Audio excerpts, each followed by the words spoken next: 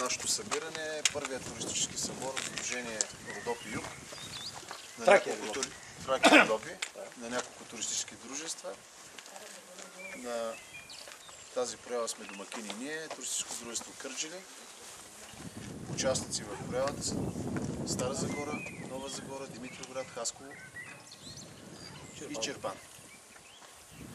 Полагаме основата на едно взаимодействие на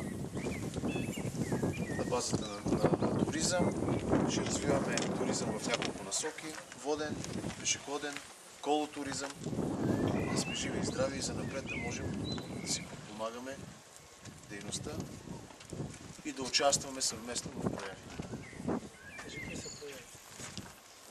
Днеска ще имаме 3 лъча, участваме в 3 лъча.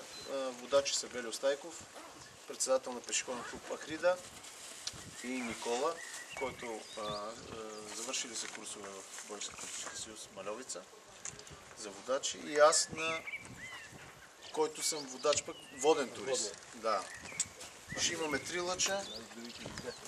Единият лъч е към пещерата Вулвата, другият лъч е към крепостта Патмос и третия счупения мост на Ненково, счупения римски мост на Ненково.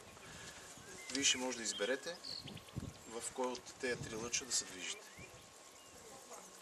Едновременно ли тръгват трите? Кой където желая. Патмос, като се върнем, ще има лъч, а може утре сутринта. По-голямо желание в участие към пещерата Вулвата. Ще изчакаме участниците към пещерата Вулвата и после ще отидем на Кривос. Така решихме, за да бъдат всички доволни. Крепостта Патмос, извинявайте, от срещата тук. Кривос е... Сега аз да кажа няколко думи само. Калин ме представи, казвам се Белю Стайков.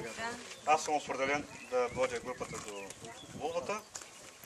Значи има доста интересни обекти по самия път, по самия маршрут. Там, където стигнем, аз ще спирам и ще ви обяснявам там върховете наоколо, история, която знам. Сега, молбата ми, който няма вода да се налее вода, понеже по пътя няма.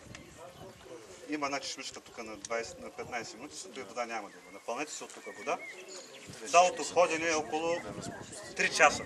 Спокойно, бавно ходене. Пътеката е много добра, има пейки, където може да се почине, има беседки. Няма да бързаме, спокойно. В рамките на 3 часа ще се върнем.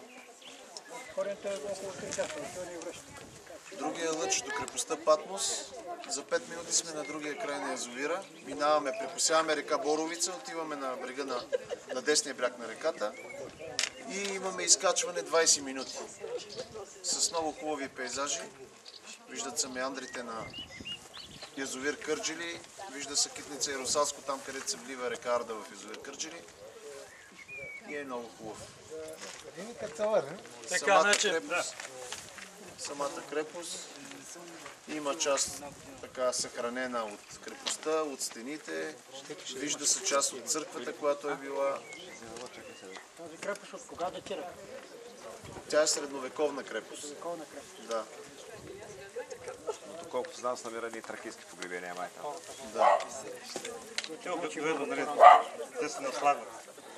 Тракийски период, после идва византийския, после идва римския. Логично да е така.